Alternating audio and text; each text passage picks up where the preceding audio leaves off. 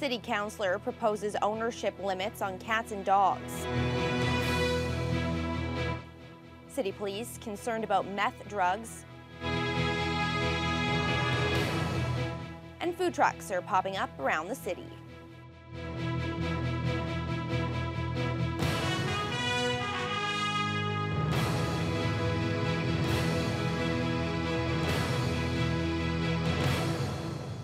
Good evening and thank you for joining us. Well, we've all heard stories of the so-called cat lady who has 50 felines in her house, or the person with 10 or more dogs. And it may come as a surprise to some that in Thunder Bay, that's completely legal. Many municipalities have a bylaw in place that limits the number of pets a person can have in their household or apartment. As Dennis Ward reports, no such bylaw currently exists here, but one could be in the works. Thunder Bay over the years has had its share of horror stories involving the hoarding of animals, including several cases where dozens of cats were removed from local residences by the Humane Society.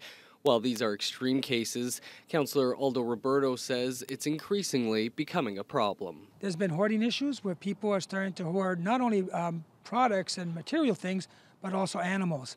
And we are very concerned for the animals, the individual, and the neighbors. There's issues, there's been situations in our city in apartments where people have 10 cats and dogs. Roberto is asking city staff to look at bylaws other communities have in place to limit the number of cats and dogs kept in homes and apartments. There was some surprise at a local dog park that no limits currently exist. I think it's a good idea because a lot of people get carried away and have too many of them, and then the pets suffer. And, you know, usually you hear of very unsafe and unhealthy conditions for both the pet and the owner. If someone has the accommodations to, say, foster or have a certain number of dogs, and they can do it appropriately without damaging or risking the health of the animals, then that should be fine. But if, say, someone has 10 dogs in an apartment, I feel that that's ridiculous and it shouldn't be allowed. 2 or 3 dogs, 2 dogs a household. I think any more than 2 dogs is a little bit much. Bylaws in other communities can vary quite a bit. In Oshawa, a person can have 3 dogs and 6 cats. Kenora limits pet owners to 2 cats and 2 dogs. Roberto is calling for a report back on the issue by the end of the year. Dennis Ward, TBT News. A small fire on the roof of Northwood Park Plaza last night caused minimal damage, but one firefighter was injured. Fire crews were called to the mall just after 7:45 yesterday evening. The fire was contained on the roof line near the Dollarama store. The investigation revealed that a roofing contractor was doing repairs earlier in the day and a blowtorch was the probable source of ignition. 5 pumpers attended the scene. The firefighter was hurt after reportedly falling off a ladder. He was taken to the hospital with minor injuries and has been released. Earlier this week, Thunder Bay police arrested 2 men after a search of their homes revealed a cache of drugs and money. Police also recovered a stolen handgun, but what was most concerning to officers was the recovery of more than 500 methamphetamine pills. It may not be the first time that methamphetamines have shown up in Thunder Bay, but police say they're certainly uncommon. There's no evidence to confirm whether or not the drugs were manufactured in the city. Police also say there are currently no known meth labs in Thunder Bay, but note it's concerning to see this type of drug appearing at street level. While we maybe have had some indication that that drug has existed in the past, to actually see a quantity of like this of over 500 pills is a concern. It's a very dangerous process by which these drugs are actually put together. Adams says both men that were arrested were known to police. Thunder Bay home builders continue to have a busy construction season. The latest stats from Canada Mortgage and Housing show 2013 is looking to be another banner year. During the month of July, there were 37 single-detached housing starts around the city. That's the same number as we saw in June and 9 more than in July of 2012. There was also 1 duplex started last month. For the year to date, there have been 103 single-family homes started and 64 multi-unit starts for a total of 167. That's 38 more than at the same point last year. Officials with the CMHC say we're on pace to exceed 200 single-detached home starts for the 2nd year in a row. Well, they're commonplace in a lot of Canadian cities, and now they're starting to emerge here in Thunder Bay. Since just last week, 3 mobile food trucks have begun operating in the city, and more are on the way. Nate Jones went to talk to these new entrepreneurs. No longer do city residents need to go inside to order some lunch. The food truck craze has hit Thunder Bay. With a name based out of a famous Dr. Seuss book, Cindy Lou Who's is taking a bite out of the food industry. At Lou Who's, you'll find comforting favorites such as pulled pork sandwiches and the Chipotle chicken. Owner and former accountant Chandra Tomisto says this was a welcome change from her last job. Tired of being tied to a chair and tired of working for the man, and this is what I love to do, and it makes me feel good to see other people enjoy what I cook for them, and this is a lot more rewarding, and I don't want to do my own books. Tomisto has been in business for just over a week now, and so far her truck has been well received. Down at Marina Park, people are going Dutch. Since early last week, the mobile Dutch eatery has been serving up snack foods to marina goers.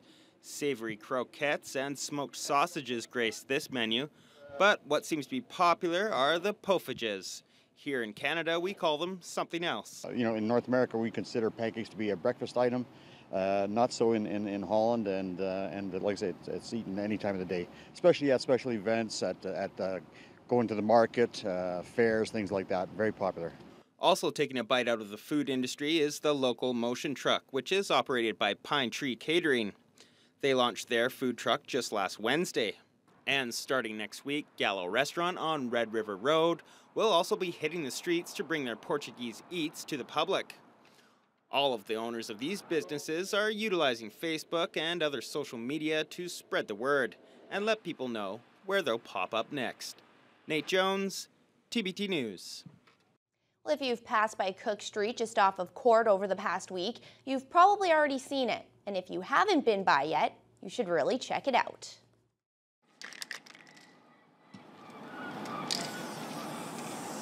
It's Thunder Bay's newest graffiti wall, and it's quite impressive. Definitely Superior Art Gallery's Die Active Art Collective and participating downtown businesses. We hope to catch some eyes with the new art project. DESUP's Laura Northway says they typically seek out walls that might otherwise be a target for vandalism and transform them into something beautiful. The artists have been working on the mural for just over a week, but Northway hopes the project takes on a life of its own in the coming years, as long as area businesses are on board. Think of it as Thunder Bay's kind of up-and-coming graffiti alley, so I'd like this to be kind of an attraction for graffiti artists from outside of the city. So hoping to invite new artists each year to develop and change the wall, as is the nature of graffiti art.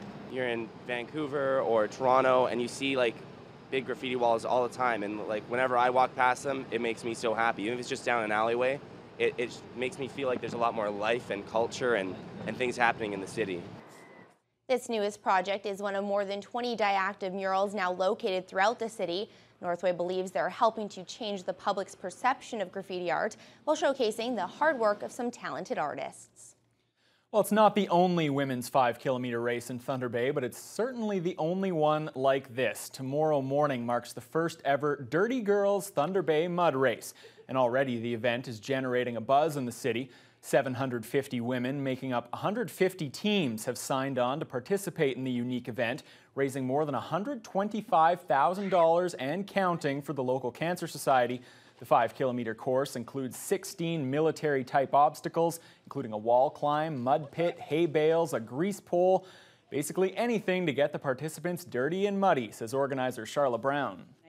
And the fact that we don't have one close by here, I think that was the hype. And we live in Thunder Bay in northwestern Ontario. I mean, we are country people, a lot of us, and we love the mud and we love being outdoors. That's just the way Thunder Bay is. So, and who doesn't want to be a dirty girl? Start times are staggered throughout the morning and afternoon. The race begins at 10 a.m. at this old barn in Murillo.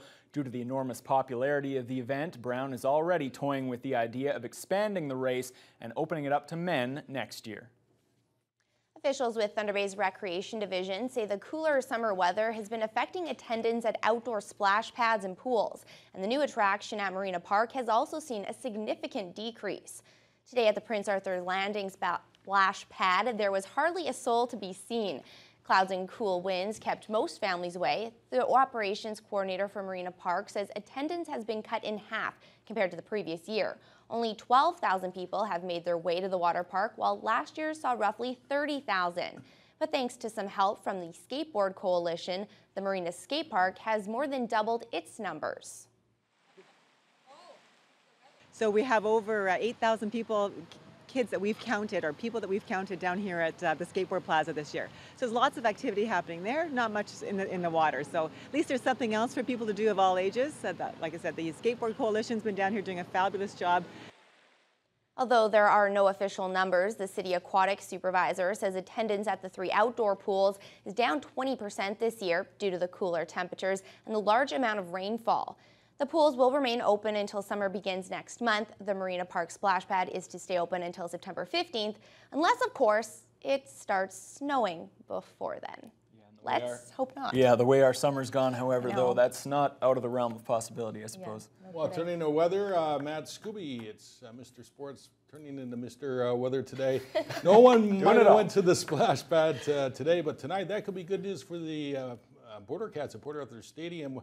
With the windy conditions, they could have a hard time keeping the ball in the old ballpark tonight. Yeah, no kidding, and that would be good for them. Hopefully it's not going to start snowing, but again, you never know at this rate. It was interesting today. We did hit a high today of 20, but Environment Canada released their monthly overview of what happened last month. Thunder Bay actually set the coldest daytime highs on July 26th, 27th, and 28th, so we set a record on those days, which is pretty wild. But it was 20 degrees. Keeping things cool today was that wind, gusting up to 38 kilometers an hour coming out of the northwest. So that's what kept things cool today for the most part. Having a look, as Ranji just mentioned, tonight, the Woodchucks of Wisconsin are in town to wrap up their 2-game series tonight at Port Arthur Stadium. 17 degrees, mostly sunny skies, but as Randy mentioned as well, that wind is going to persist this evening, gusting up to 27 kilometers an hour, which will cause, again, hopefully the ball will stay in the ballpark for the Border Cats. They struggled with their pitching, but we'll see what happens tonight. But bring a jacket. It's going to get cool. That temperature is going to drop to 13, maybe around the 10-degree mark by the end of the game tonight. Having a look across the region right now, mostly cloudy skies to the west as you have a look at Kenora, 17 degrees, mostly west, but again, they are under mostly cloudy skies at this point. Armstrong, 15. Greenstone, as you have a look, Greenstone, 16 degrees right now. Sault Ste. Marie at 17 degrees, sunny skies. The North Shore, seeing some beautiful temperatures, but those are going to drop down later tonight. As we have a look at this evening's forecast for Thunder Bay, 7 degrees is our low for tonight. Going to be mostly clear skies, so that cloud cover that you saw for most of the day today going to dissipate and be mostly clear, but it is going to be chilly. That wind, again, staying up around 27 kilometers an hour, but it is going to taper off come about midnight. So again, be good sleeping conditions for later tonight. Having a look at Saturdays, you see that high pressure system. That's what's going to keep things, no precipitation in the forecast, which is good for tomorrow. That's going to slowly move out, but this is going to be cool temperatures. And as you have a look at early next week, as you see the jet stream, we're in that pocket. We're in the pocket of cool air right now. That's what's going to keep those temperatures down for the next few days as well. But I will have more details coming up about that later in the news hour. Thanks, Matt. Well, it looks like Canada's unemployment rate is rising. We have more on that story for you as your Friday News Hour continues. Some more part-time jobs are being created. Also, we lose well-paid jobs, and we're creating jobs with lower than average income.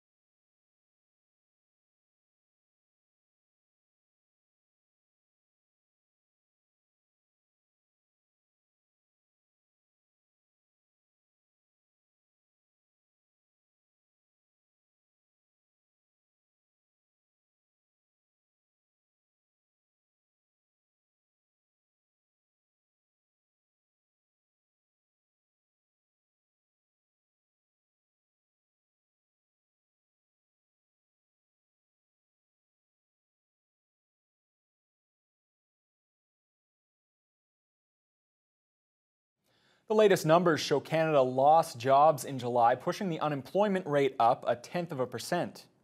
Locally, our jobless rate was pegged at 6%, down slightly from the 6.1 recorded in June.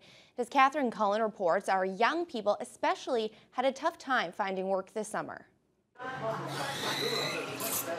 Good coffee isn't the only perk of Anna Rogers' job as a barista. She knows she's luckier than some of her university classmates when it comes to finding employment. Good money and good working with good people and a good employer.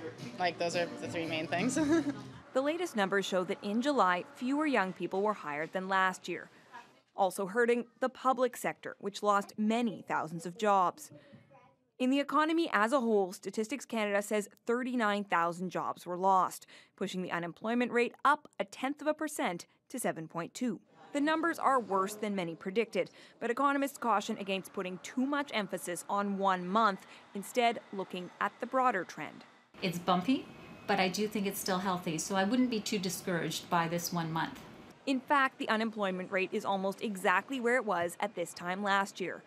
Still, economist Sébastien Lavoie says he's concerned about the rate of job creation and about the quality of those jobs. There's more part-time jobs that are being created. Also, we lose well-paid jobs, and we're creating jobs with a lower than average income. A reality not lost on Anna Rogers. For the most part, like, you can find a job. Finding a good job is really the trick. Catherine Cullen, CBC News, Montreal. Wildlife officials in New Brunswick spent the day removing dozens of animals from an exotic pet store in Campbellton. Earlier this week, 2 young brothers died in the apartment above the store when a python escaped its enclosure and asphyxiated them. As Bridget Noel reports from Campbellton, some of the animals are destined for zoos, others were not so fortunate. 27 creatures were removed from Reptile Ocean today, including an anaconda, some sulcata tortoises, some dwarf crocodiles, as well as other snakes and lizards not permitted in New Brunswick. The job of removing and relocating these animals proved to be a challenge. Wildlife officials were forced to make a difficult decision. We were not able to find suitable accommodations for the American alligators anywhere in Canada. We've been trying all this week, and we've tried this morning, even up till now, but have not been able to find suitable accommodations. So those 4 animals will be euthanized. The 4 alligators were given a lethal injection. Their bodies were carted off on stretchers and will be disposed of by the Department of Natural Resources. Now hundreds of animals remain inside the building legally, and as crews pull back, owner Jean-Claude Savoie is set to regain possession of his business. Now the RCMP hasn't been able to tell us what happens next, but they do say their criminal investigation is ongoing. Reptile experts were pleased with the way the animals were cared for in the days following the tragedy. The government did an amazing job of having the animals cared for by the original staff. City officials say this is the end of one chapter of the tragedy. But for a community in shock, this story is far from over. Tomorrow, a funeral will take place for Noah and Connor Barth. Bridget Noel, CBC News, Campbellton. The parents of Rehtaeh Parsons say charges laid in her case are bittersweet. The 17-year-old died in April after attempting suicide. Her parents said she told them she had been sexually assaulted 2 years ago and harassed after a photo of the alleged assault was circulated on social media. Yesterday, 2 teens were charged with making and distributing child pornography. Carolyn Ray has more. With people around the world watching, Halifax police announced the charges late last night. 2 18-year-olds, one accused of distributing child pornography, the other with making and distributing child porn. I can tell you that we hope that today's arrests help the entire community to heal. Rehtaeh Parsons' story has largely played out as trial by social media. Today, that continued with opinions flooding in, many wondering why a sexual assault charge wasn't laid. Police said the evidence didn't support the charge in Rehtaeh's case. They were even texting messages to people that Rehtaeh was drunk when they were having sex with her and she was throwing up. If that's not evidence of sexual assault, we've got a big problem. Ratea's father says his daughter first told him 2 years ago she was sexually assaulted by up to 4 boys. Police said yesterday was the first time the teens were questioned. To not speak to them once during a 1-year investigation is absolutely inexcusable. Police say much is misunderstood about this case, and they needed time to build a case on facts, not theories. But at this sexual assault victim support center in Halifax, staff are hoping this opens a dialogue, and they're worried victims may not see it that way right now. One of the concerns that has come up for many people is if police aren't going to lay sexual assault charges, then what's the point of coming forward? What's the point of telling my story? With attention now shifting to the actions of the investigators themselves, Monday the government will announce who is conducting a review of how the prosecution and police handled the case. Carolyn Ray, CBC News, Halifax. An oil sands company has taken reporters on a tour of a wilderness area damaged by a leak of thick, oily bitumen. It's been seeping into waterways and land since June. The company's president says it should have done more to let the public know. Briar Stewart has the story. Thick mix of bitumen and water seeps up through the earth. And at this Canadian Natural Resources operation in northern Alberta, it's been doing it for months. We do not want to see this damage occurring. We're very sorry it's happened.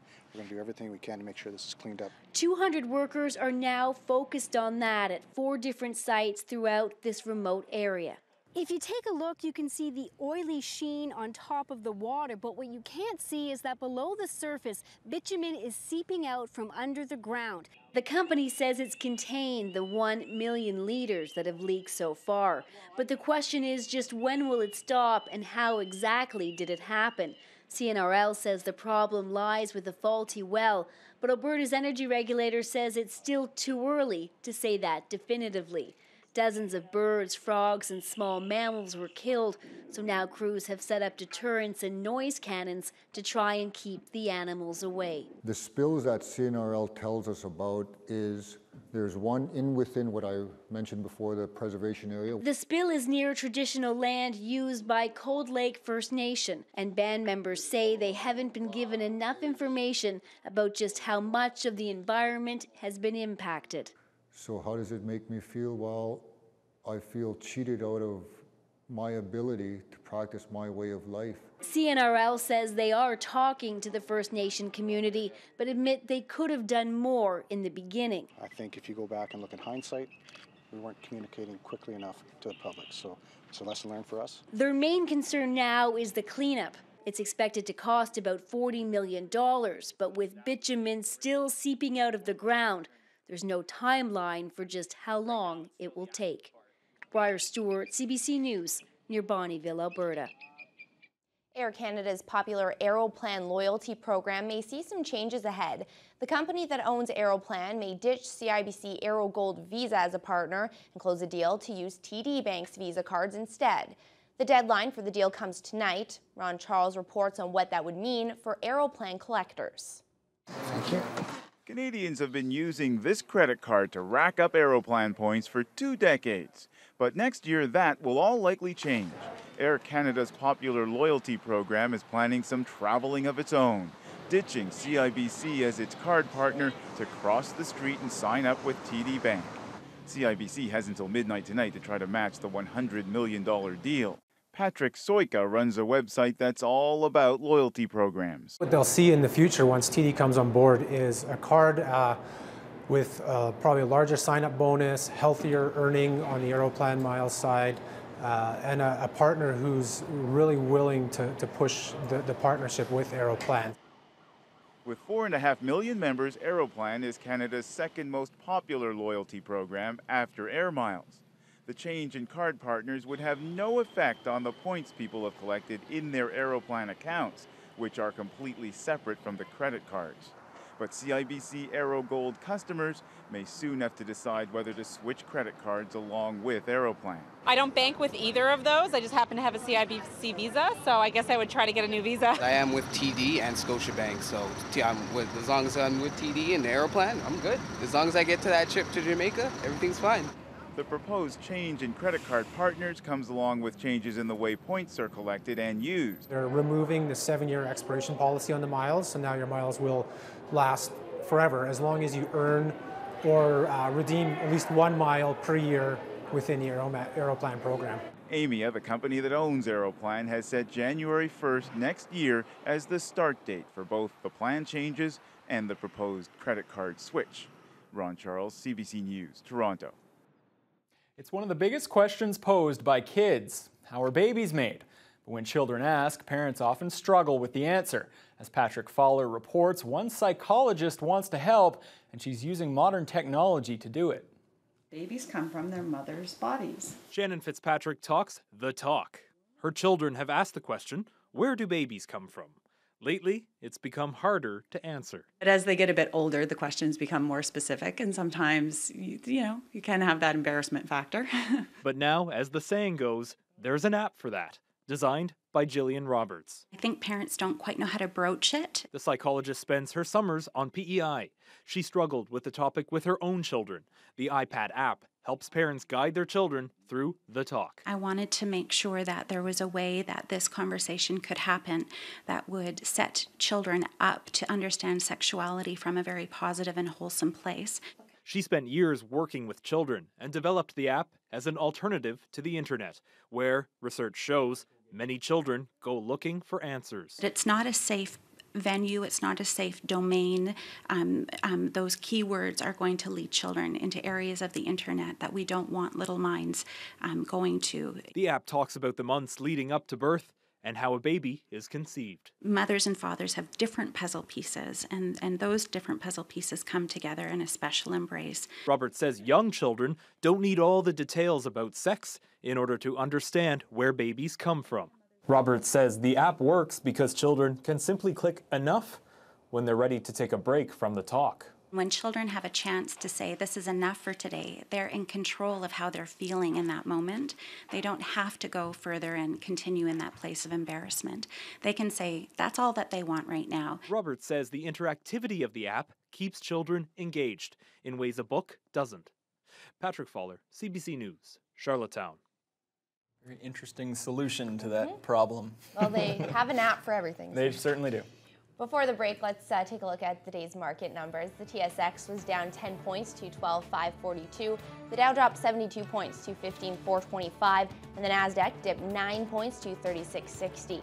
The Canadian dollar closed at 97.14 cents US, up roughly 3/10. Gold was up $2.30 to $1,312 an ounce. And crude advanced $2.57 to $105.97 per barrel.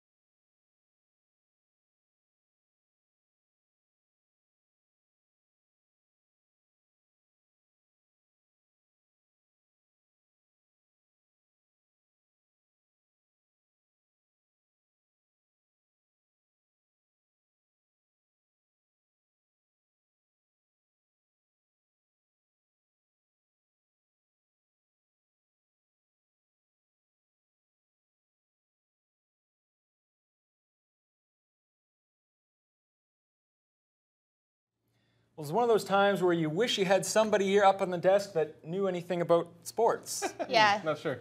I'm the only one, I think, with the knowledge. I think you better take this sports. Probably should. I think there was some local baseball last night. Well, if you got all the knowledge, here you go. Uh-oh. That was quite the game last night, Ollie. Another close one last night as the Canadian Senior Little League Tournament came to an end at Baseball Central with the host Thunder Bay Selects taking on Cape Breton, a team they beat 8-5 in round-robin play. Matt Scooby recaps the championship game. A huge crowd on hand at Baseball Central to take in the final of the Canadian Senior Little League Championship on a cool August evening. Select strike first, top one. Man on first, Tommy Biley lifts a fly ball to left. Tyler McKinnon can't track it down. Bryson Obey on his horse scores all the way from first. Biley ends up on second with a double, and it's 1-0 Thunder Bay. In the home half, they give it right back. Cape Breton loads the bases, and Select starter Dan Del Pagio walks Jordan Breen. That brings in a run. The Cubs would add another in the inning to take a 2-1 lead. Top three, Brendan Tianhara at the dish. He smashes the Adam McDonald offering to the corner in right. It lands just inside the foul line. Tianhara with speed ends up on third with a stand-up triple. He'd later come in to score on a sac fly that ties the game at 2. Top four, bases loaded for Tianhara, and he delivers again. Base hit to right. Kenzie Leahy has all kinds of issues with the ball in right. 2 runs come in to score, and Tyler Kitching rounds third. He also slides in safely. Thunder Bay would add another in the inning to lead 6-2. Bottom four, now 6-3. 2 on Leahy makes up for his earlier error. Laces one to left, 2 runs plate on the RBI single. Cape Breton would also add another in the inning to tie things at 6. Bottom 5 with a runner on third. The suicide squeeze is on. Austin McIsaac misses the bunt, and Travis Link is hung out to dry. Not sure if that was a miscommunication, but the Selects will take it. Top 6, Thunder Bay with 2 on. Biley added again, bloops a base hit to right. 1 run scores, then the throw from the outfield is offline. That allows Obey to also slide in safely, and the Selects are back on top. It's 8-6. In the home half, now 8-7. Runners at second and third. Jordan Sampson ground ball to short. Obey gets the out at first, but another run plates to tie the game at 8. Next batter is Breen. Grounder to second. Kitching comes home with it, but the throw is high. Leahy scores the go-ahead run as the Cubs come back and put up 3 runs in the 6th to lead 9-8. After Patrick Leahy struck out the first 2 batters in the 7th, he gets Max Ridholm to ground out to end the ballgame, and the Cape Breton Cubs are this year's Senior Little League Canadian champs. They're the first team from Nova Scotia to win the title, and after the game, comebacks were the hot topic. Yeah, that was pretty huge. It was we were down, but we weren't out at any time. We got a team there that can come back at any given time. You know what? We battled hard all week, even district tournament to get here, and coming this close. We're one play away, 1 run could have made the difference today, and but I tip my hat to them. We battled, I think 3 or 4 I think comeback wins this week, and the kids got nothing to hang their heads about. It was a great week. Matt Scooby, TBT Sports. Well, the Border Cats will try for the series sweep at Subway Field tonight at 7:05 as they take on Wisconsin. Danny Shields will make his debut on the mound for the Cats. They manhandled the Chucks 16-3 last night.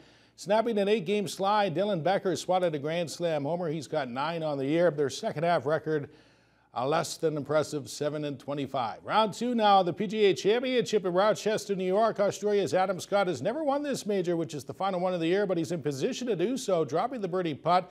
He had the clubhouse lead at that point at 7 under par, shooting at 268. Canada's David Hearn entered the day a shot off the lead. He would stay at 5 under par early in his round, remaining in contention as he sets up the birdie putt, but he faded late and he ended up with a 76, so he is well back at even par. 4-time champ Tiger Woods shot a 71 yesterday. He continues to struggle, missing the fairway on the par 4 second. He's now on the back 9, trailing by 9. Late in his round, Robert Garrigus had moved into a tie for the lead with Scott. He is money with this long putt. Other notables, Justin Rose is 3 shots back now. Former champ Martin Keimer trails by 5. The new leader is Jason Duffner. He has grabbed the lead at 9 under par.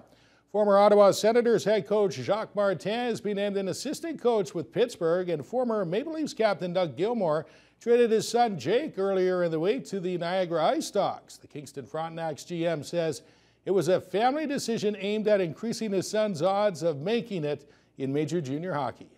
The way our team's set up, there wasn't a lot of room for somebody to come in this year, and there's other teams that inquired about him, And again, I think the biggest thing is that I didn't want people saying he's on the team because of me. So again, people are speculating. I don't care. If I made the wrong decision, what wrong decision? If my boy improves and gets the ice time and has that opportunity to do what I did, then I did the right thing. So it's not got nothing about me trading my son. This is giving him an opportunity to go play junior and to succeed. And it's not set that he's going to make that team either. And if he doesn't make that team, I can trade back for in a year. The Lake University Thunderwolves have recruited forward Kellen Ainsworth. The Thunder Bay native played college hockey last year at Lake Superior State in Michigan. At the Rogers Cup tennis tournament in Montreal, Canada's Vasek Pospisil, the first Canadian to advance to the semis since 1969. We're waiting for that footage. I don't know. Oh, here it is. And his quarterfinal opponent, Nikolai Davydenko, would pull out with bronchitis. Early in the first set, he was trailing 3-0. So the BC native will face Milos Raonic, who needed 3 sets to get by Ernest Gulbis. The first set went to a tiebreaker with the hard-serving Canadian from Thornhill taking the opening set 7-6. Gulbis bounced back to take the second 6-4. Raonic would win it 6-4 in the final set. So we've got an all-Canadian semifinal tomorrow for the first time ever at the Rogers Cup. And one of them is going to go to the final. There's a prediction. Canadian tennis has never been stronger. For the first time since 1972, 7 Canucks made it out of the opening round at the Rogers Cup in Toronto and Montreal. And with young talents like Milos Raonic and Pospisil and Eugenie Bouchard leading the way, Tennis Canada says its national program is on the rise. Peter Armstrong reports. It's been an undeniably Canadian week for tennis. A well-timed and well-earned spotlight on Canadian players. Yes! Pospisil! 5 Canadian men and 2 women made it to the second round of the Rogers Cup. And he finishes it off. Milos Raonic is now ranked number 16 in the world. Eugenie Bouchard has soared from 144th to 62nd in world rankings this season alone. The two of them leading a field of Canadians now making a splash on the international circuit. Look at that. It's definitely very positive to see.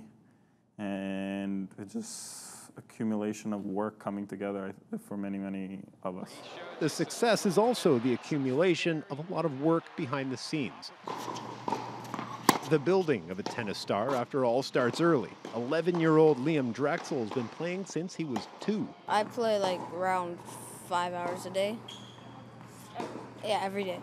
He's now the best under-12 player in the country, bound and determined to make it to the big leagues. He thinks he can if he can just hone some of his strengths. I want it to be my serve, but right now it's my forehand. Tennis Canada says it's invested millions in training, development, and infrastructure. This coach has been grooming Canadian kids for 35 years. He says the emergence of talent is the result of a focused look at the industry as a whole. Everything is rising together, the players, the coaches, the business itself. For years, kids like this would be looking for a chance to go and train with tennis programs in the United States. This California teenager came here to train. You know, I've been here for about 1 month, and it's, you know, he's completely changed my game, and I came up here and I won a tournament just right off the bat. What they want is this, a major with all the fanfare, the crowds, and a chance to play on the international stage. And this year's tournament convinced those Canadian kids even more that dream is imminently reachable. Peter Armstrong, CBC News, Toronto.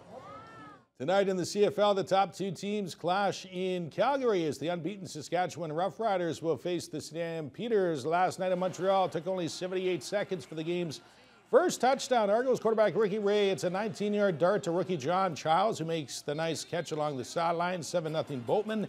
Later in the first off, the pitching catch, it's Ray to Childs again. The rookie's got his 3rd major of the year, 2nd of the game. It's 14-zip, 21-0 in the first for the Argos. Chad Owens takes a missed field goal. He will bob and weave his way to daylight. 102 yards later, he will be in the end zone, and you could say the route is on. Second quarter, the Double Blue continue to pile it on as 2 former Eskies hook up. It's Raider receiver Jason Barnes for the 14-yard touchdown.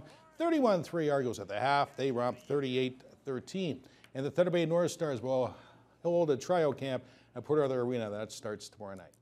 There you go. Looking forward to it. Teletalk tonight. George hosts Arnold. Yeah, he's got him on. Here you go. Tonight on Global Thunder Bay, starting at 8, it's Bones. And the remains of a Marine are connected to a doomsday group. Then at 9 on Hawaii Five-0, an ex-con and art expert helps hunt down a group of art thieves. And at 10, 16 by 9 takes a closer look at current affairs and the stories that affect Canadians. Over on CKPR Thunder Bay at 8 on Mr. D, Jerry becomes the rebound guy for a broken heart. At 8:30, Ron looks at the growing friction between fact and fiction on The Ron James Show. Then at 9, the Fifth Estate reveals what makes a psychopath with Canada's most frightening criminals. And at 11:35, George talks with actor and politician Arnold Schwarzenegger. Teletalk is brought to you by Points, the traffic ticket specialists.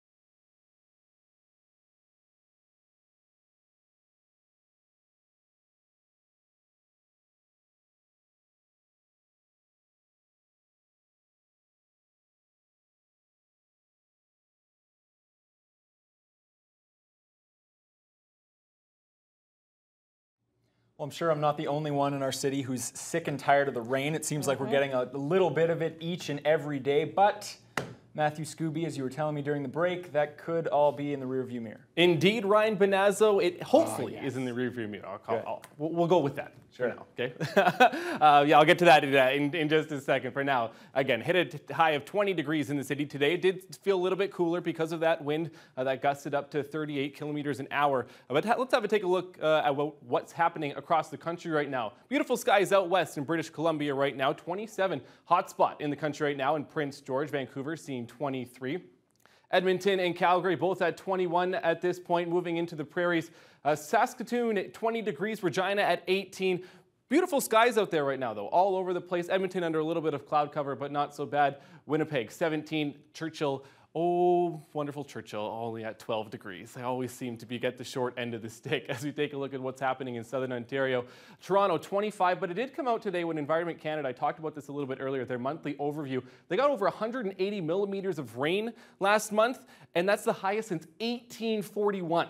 That's wild. Now, don't forget that they had 100 millimeters earlier in the month in about 1 day, but that's a little bit crazy. Ottawa, Montreal, 26, Quebec City, 22, both seeing mostly sunny skies at this point as we take a look at the East Coast. New Brunswick, southwest part of the province are under a rainfall warning right now, so St. John, Fundy National Park, they have a rainfall warning at this point. Charlottetown seeing some rain as well. Halifax at 21, cloudy skies as well. St. John at 20 degrees. As we have a look at the systems map, you see that high pushing from today into tomorrow. That's what's going to keep the precipitation out of the region. And it's as we move into Sunday, that high is going to go down, and this is where you're going to see pockets of precipitation come Wednesday. But for the most part, we shouldn't see anything too bad at this point. As we have a look at the region right now, what's going to happen tonight? It's high single digits. Under seasonable right now, which is, again, not so great, but that's been the case for most of the summer so far. 9, 7, Atikokan at 8 degrees, Pickle Lake up at 10 degrees. Also, across moving into tomorrow, Greenstone, 20 degrees tomorrow. Sault Ste. Marie also at 20, Armstrong 21. But the good thing is that it's mostly clear skies, so you can't complain about that. Thunder Bay, at this hour, 20 degrees, mainly sunny skies. Again, no, that wind is going to stay up there, going to continue for the Border Cats game tonight as well. Into tonight, going to drop down, going to get quite chilly, 7 degrees this evening. But again, that wind at 27 kilometers an hour, but it's going to taper off into about the midnight hour and as we move forward. And it's a good weekend to golf, I have to say. You know, when you have a look at like that, it's going to be beautiful out there. 11 degrees at 8 o'clock in the morning, noon 21 degrees, and then moving into 4 o'clock, 23, a beautiful evening tomorrow night as well. So if you don't get a chance during the day, then tomorrow night as well. But it is going to be an UV index of 7 or high for tomorrow. So be sure to grab some sunscreen before you hit the course. Having a look at our extended forecast Saturday, Sunday, look at that beautiful weekend. 23 degrees, mostly sunny skies, partly sunny skies on Sunday. Moving into Monday and the early part of next week. Delightful on Monday, if you can believe that or not, with those sunny skies. Mostly sunny and sunny skies as the week continues into 22, 21. So beautiful temperatures to come for the next 5 days. You can't complain about that, as Ryan just said with the weather. But that's all I've got for now.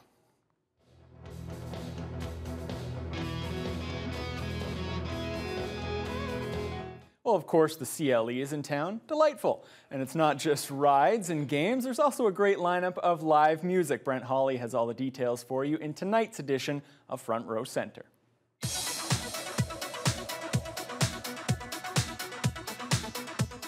Well, hello, this is Front Row Center. I'm Brent Hawley, letting you know what's happening in the community of Thunder Bay. And let me tell you, in case you haven't noticed, the Carnies are here. That's right, the CLE is in town.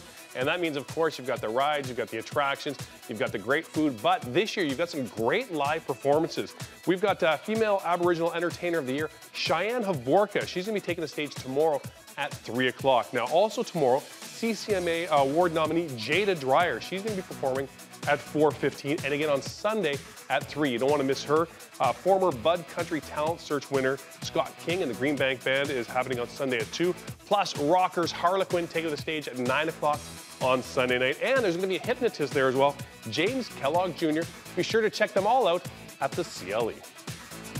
Front Row Center is brought to you by Teleco. We hear you at Teleco, your T-Baytel authorized dealer, 601 Central Avenue. Well, it looks like there is no longer any love for the Love Boat. We'll explain after the break.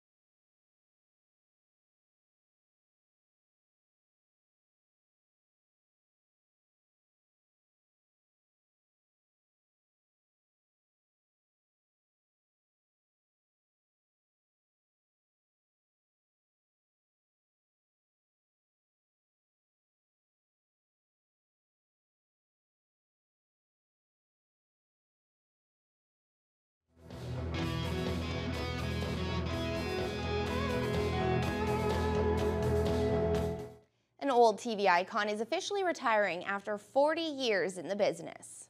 The cruise business, that is.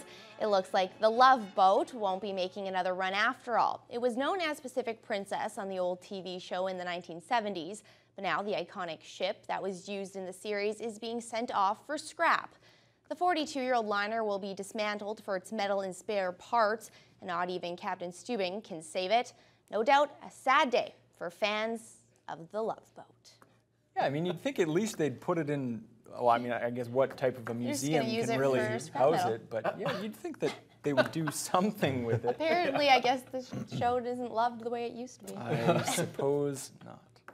Well, recapping our top stories, a surprise to some, apparently it is currently legal for you to have as many pets as you want in your home, but the city is currently, could be drafting up a bylaw to change that sometime soon. And the Border Cats homestand continues at Port Arthur Stadium at 7:05 tonight. They'll be going up against the Wisconsin Woodchucks, and Matt Scooby will have the highlights for you later on. Yeah, I'm off there in a second. Beautiful weekend ahead, also the beginning of next week, so there you go. Thank you so much for joining us. Have a fantastic weekend.